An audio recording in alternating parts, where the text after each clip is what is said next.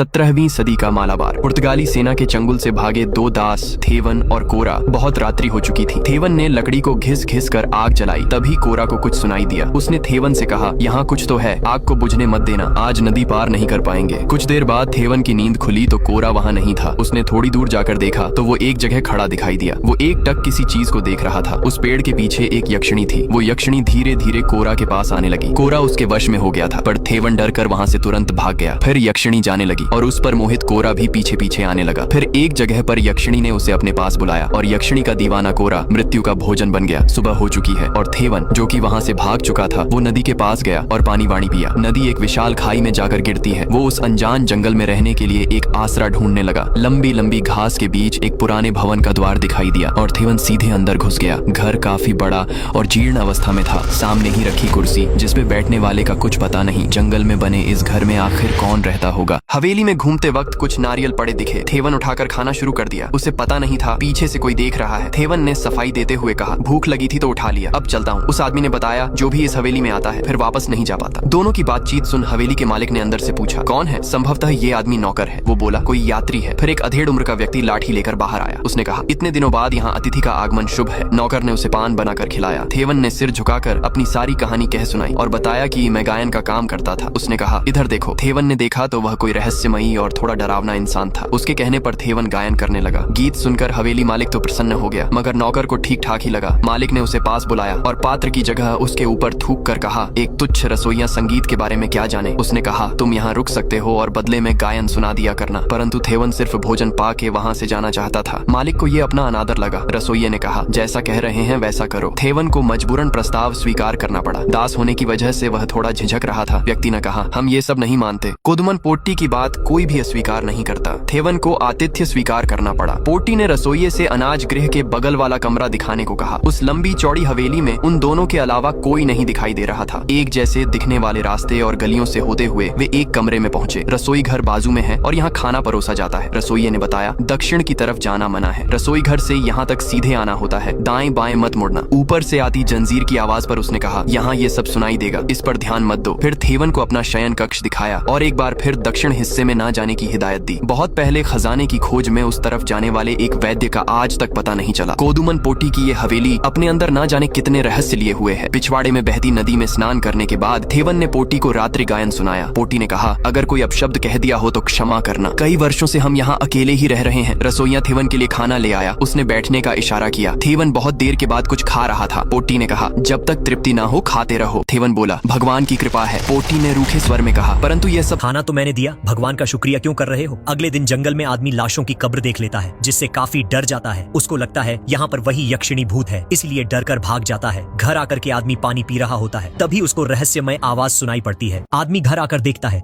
इस घर में कुछ तो गड़बड़ है। फिर वह रहस्यमयी कमरे की तरफ जाने लगता है। रहस्यमयी कमरे में एक अदृश्य शक्ति उसका पीछा कर रही होती है, जिससे घबराकर वह गिर जाता है। अदृश्य शक्ति उसकी तरफ लगातार बढ़ रही थी, जिसे डर कर वह यहाँ से भाग जाता है। अगले दिन आदमी उठता है। वह सुनता है कि घर में कोई अजीब सी आवाज आ रही है। बाहर जाकर जब वो देखता है तो हवेली का मालिक लूडो जैसा गेम खेल रहा होता है। मालिक पूछता है कि तुम इसे खेलना जानते हो? आदमी कहता है, हाँ, मैंने पहले इस खेल को खेला है। मालिक इसको गेम खेलने का ऑफर देता है और कहता है, बैठ जाओ, आओ खेलते हैं। गेम शुरू होने से पहले बताता है कि गेम खेलने के लिए तुम्हें इस पर कुछ लगाना होगा, जैसे धन, कीमती चीज या कोई वस्तु। आदमी कहता है, इन सब में मेरे पास तो कुछ भी नहीं है। फिर मालिक कहता है, तुम इस पर अपना समय लगा सकते हो। अगर तुम हारे तो जिंदगी भर यहाँ से नहीं जा सकते, और अगर तुम जीते तो यहाँ से जा सकते हो। जिससे आदमी डर के मना कर देता है। फिर मालिक उससे पासे मांगता है और चालाकी से पासे खेल पर गिराकर पहले चाल करवा देता है और कहता है, खेल का नियम है, शुरुआत हो गई तो खेलना ही पड़ता है। आदमी हवेली मालिक के जाल में फंस जाता है और डरते हुए लूडो जैसा गेम खेलने लगता है। धीरे धीरे गेम आगे बढ़ रहा था। आदमी मालिक से अच्छा खेल रहा था, लेकिन तभी मालिक बाजी मार लेता है और आदमी की सबसे मुख्य गोटी को काट देता है और फिर कहता है कि अगर 12 नंबर आ गया तो तुम इस गेम में हार जाओगे। जब मालिक चाल चलता है तो केवल 7 नंबर आते हैं, लेकिन अपने काले जादू से मालिक 1 नंबर वाले पासे को पलटकर 6 नंबर में बदल देता है और जोर जोर से हंसने लगता है। यह देखकर आदमी वहां से उठकर रसोई घर में चला जाता है और उस रसोइया के सामने मालिक की तारीफ करने लगता है, जिसे सुनकर रसोइया कहता है, जैसा तुम उसको समझते हो वह वैसा नहीं है। वो बहुत कपटी और झल्लाद किस्म का आदमी है। आदमी रसोइया से ऐसा कहने के लिए मना करता है। फिर दिखाया जाता है यह आदमी मालिक के पास बैठकर खाना खा रहा होता है। तभी मालिक उससे पूछता है कि तुम्हें रसोइया से कोई दिक्कत तो नहीं है और उसने मेरे बारे में तुमसे कुछ बुरा तो नहीं कहा? नहीं, मुझे कोई दिक्कत नहीं, और उसने कुछ नहीं कहा। तभी वहाँ रसोइया कमरे में आ जाता है। मालिक उसे कुछ कहता है। रसोइया बदले में मालिक की बेइज्जती आदमी के सामने कर देता है, जिससे हवेली मालिक नाराज हो जाता है।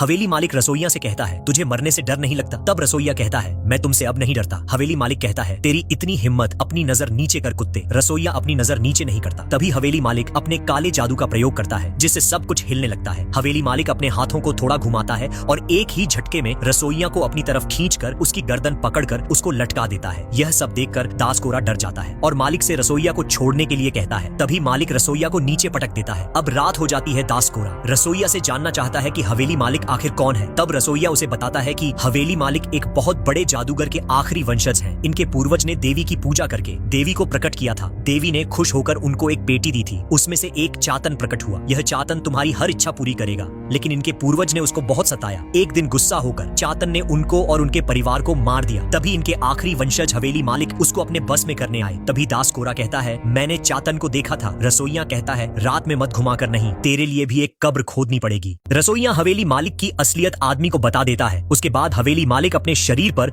मनुष्य की राख रगड़ रहा होता है ताकि वह खूबसूरत यक्षिणी को बुला सके। काले जादू की वजह से यक्षिणी हवेली मालिक के पास खींची हुई चली आ रही थी। जैसे ही मालिक के पास वह जाती है तो उसका रोमांटिक मूड हो जाता है। हवेली मालिक यक्षिणी को हवस भरी नजरों से देखकर उसको चूमने लगता है। तभी वहाँ दास देवन आ जाता है और यह सब अपनी आंखों से देख लेता है। आदमी सीन के मजे ले ही रहा था कि यक्षिणी उसको देख लेती है, जिससे उसकी फटकर चार हो जाती है और वो वहाँ से भागकर सोने चला जाता है। अगले दिन सुबह होती है तो आदमी देखता है कि हवेली मालिक उस यक्षिणी से कैसे बच गया। वो भागकर रसोइया के पास जाता है और उससे कहता है कि अगर अपनी जान बचानी है तो यहाँ से मेरे साथ भाग चलो। रसोइया कहता है, जाओ यहाँ से, मुझे मेरा काम करने दो। आदमी अपने कपड़े पैक करके यहाँ से भागने वाला होता है। तभी हवेली मालिक आ जाता है। हवेली मालिक आदमी से कहता है कि तुम्हें यहाँ रोका किसने है? तुम जा सकते हो, लेकिन तुम जाओगे कैसे? बाहर तो बहुत बारिश हो रही है। आदमी दिखाता है तो बाहर का मौसम खुला हुआ होता है, लेकिन अगले पल मूसलाधार बारिश होने लगती है, जिसे देखकर आदमी गहरी सोच में पड़ जाता है। आदमी यहाँ बैठकर भागने का प्लान सोच रहा था। तब तक खाना खाने का समय हो जाता है। हवेली मालिक दास थेवन को यहाँ से न जाने के लिए बहुत समझाता है और बहुत सारे प्रवचन देता है, लेकिन दास थेवन उसकी बात नहीं मानता और कहता है, जैसे बारिश बंद होगी मैं यहाँ से भाग जाऊंगा। हवेली मालिक उससे नाराज होकर चेतावनी देकर यहाँ से चला जाता है। तभी रसोइया वहाँ पर आ जाता है। फिर यह दोनों बैठकर आपस में एक दूसरे को अपने परिवार की कहानी सुनाते हैं। फिर दोनों सोने चले जाते हैं। तभी दास थेवन देखता है एक अजीब सा दिखने वाला जीव उसके कमरे के दरवाजे पर खड़ा है। यह देखकर आदमी बहुत डर जाता है। जैसे ही जीव उसके पास आता है तभी उसकी नींद खुल जाती है। दरअसल यह सब वो सपने में देख रहा था। नींद से उठने के बाद आदमी बाहर जाकर देखता है कि बारिश अब भी नहीं बंद हुई थी। वह देखता है भारी बारिश में रसोइया किसी की कब्र खोद रहा है। आदमी रसोइया से कुछ पूछता है तो रसोइया गुस्से में उसे अपना डंडा दिखा देता है। जिस आदमी डर के वहाँ से भाग जाता है, भागते भागते उसके पेट में अचानक दर्द होने लगता है, जिससे उसको खून की उल्टी होने लगती है। लगभग उसकी जान जाने वाली ही थी। यही देखकर वापस जाने का निर्णय लेता है और रेंगते हुए फिर से हवेली मालिक के कदमों में पहुंच जाता है। आदमी बुरी हालत में रगड़ते हुए वापस उसी हवेली में आ जाता है और हवेली मालिक से गिड़गिड़ाकर माफी मांगने लगता है और कहता है कि कृपा करके मुझे यहाँ से जाने दीजिए, लेकिन ऐसा नहीं होता। अगले दिन आदमी सपने में अपनी माँ को देख रहा था। तभी रसोइया आके उसके मुंह पर पानी डालकर उसको जगा देता है और उससे कहता है, जितना तुम यहाँ से भागने की कोशिश करोगे उतना तुम फंसते चले जाओगे। फिर एक जड़ी बूटी की गोली बनाकर आदमी को खिला देता है, जिससे आदमी की मेमोरी हैंग हो जाती है और सब भूलने लगता है। रसोइया उससे उसका नाम पूछता है और कहता है, यहाँ कितने दिन पहले आए थे? आदमी कहता है, मुझे कुछ भी याद नहीं आ रहा। फिर रसोइया इसको एक रहस्यमयी कमरे में ले जाकर एक लाश दिखाता है और कहता है, यह आदमी भी हम लोगों की तरह इसी चक्र में फंस गया था। दरअसल ये कोई और नहीं बल्कि हवेली मालिक की लाश होती है।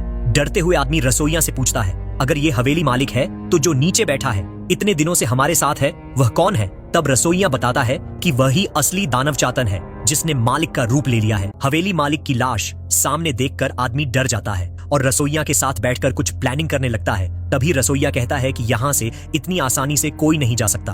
फिर रसोइया आदमी के साथ मिलकर हवेली मालिक की लाश को ठिकाने लगा देता है और वहां से दोनों हवेली वापस आ जाते हैं। यह दोनों आपस में बैठकर बात कर ही रहे थे। तभी रसोइया आदमी से कहता है कि इस चक्र से निकलने का सिर्फ एक ही रास्ता है। रसोइया बताता है कि अनाज भंडार के नीचे एक कमरा है जिसमें एक अनंत ज्योति हमेशा जलती रहती है, उसको बुझाना पड़ेगा, तब हम दोनों आजाद होंगे। लेकिन यह उतना आसान नहीं है क्योंकि उसकी चाबी कहीं खो गई है। लेकिन तभी आदमी कहता है कि अगर छातन ने यह सब किया है तो हवेली मालिक के रूप में वो यह सब जानता होगा और चाबी भी उसके पास ही होगी। आदमी उसको लूडो वाले गेम में हराकर चाबी जीतने का प्लान बनाता है और उसके पास जाकर लूडो खेलने के लिए कहता है। जिससे चातन कहता है तुम्हारे पास लगाने को कुछ नहीं है। तभी आदमी कहता है कि मेरे पास विधि को नियंत्रित करने वाली एक चाबी है। यह सुनकर हवेली मालिक के रूप में चातन सोच में पड़ जाता है और चाबी खोजने लगता है। कुंजी की बात सुनकर हवेली मालिक के रूप में दानव आदमी से कहता है तुम उसके बारे में कैसे जानते हो। आदमी बात घुमाते हुए कहता है मेरा अर्थ है मेरे यहाँ से आजाद होने की चाबी आपके पास है। इससे हवेली मालिक हंसने लगता है और गेम खेलने से मना करके चला जाता है। फिर रसोइया और आदमी दोनों मिलकर उस जलती हुई ज्योति को बुझाने के लिए एक प्लान बनाते हैं। रसोइया डरते हुए कहता है कि अगर तुमसे कोई गलती हुई तो मैं तुम्हारा साथ नहीं दे पाऊंगा, जिससे आदमी डर जाता है। इतना कहकर रसोइया यहाँ से चला जाता है खाना बनाने के लिए। खाना बनाते समय अचानक हवेली मालिक उसके पीछे आता है और उसका गला पकड़कर उससे कहता है तुम दोनों मिलकर मुझे कुछ धोखा दे रहे हो। घबराकर रसोइया कहता है मालिक ऐसा नहीं है। तो मालिक उसको छोड़कर चला जाता है। लेकिन फिर भी जहाँ पर अनंत ज्योति जल रही होती है वहाँ से यह लोग पानी जाने का रास्ता बना देते हैं और पानी गिरने की वजह से अनंत ज्योति बुझ जाती है। अब यह दोनों यहाँ से जा सकते थे। आदमी हवेली मालिक के सामने लंबी लंबी फेंकता है और कहता है मैं जानता हूँ तुमने मुझे यहाँ क्यों रखा है। तुम मेरा फायदा उठाना चाहते हो। तुम्हारा कोई दूसरा रूप है, मैं यह भी जानता हूँ। इतना सुनकर हवेली मालिक को गुस्सा आ जाता है और वह आदमी को पकड़कर उससे ऐसी बात कहता है जिसे जानकर आपके रोंगटे खड़े हो जाएंगे। हवेली मालिक कहता है यह रूप इतनी आसानी से नहीं जाएगा। तभी आदमी वहां से जाकर दूसरी जगह बैठकर कुछ सोचने लगता है। सोचते सोचते रात हो जाती है। उसके मन में ख्याल आता है कि वह हवेली मालिक को अपने रामपुरी से खत्म करेगा। चाकू उठाकर वो हवेली मालिक के कमरे में आ जाता है। पास आकर आदमी वहीं ज्योति वाले कमरे की चाबी खोजने लगता है। तब तक हवेली मालिक जाग जाता है और आदमी को मारने के लिए आगे बढ़ता है। लेकिन उल्टा आदमी ही अपना रामपुरी निकालकर हवेली मालिक पर चला देता है। लेकिन हवेली मालिक उसकी गर्दन पकड़कर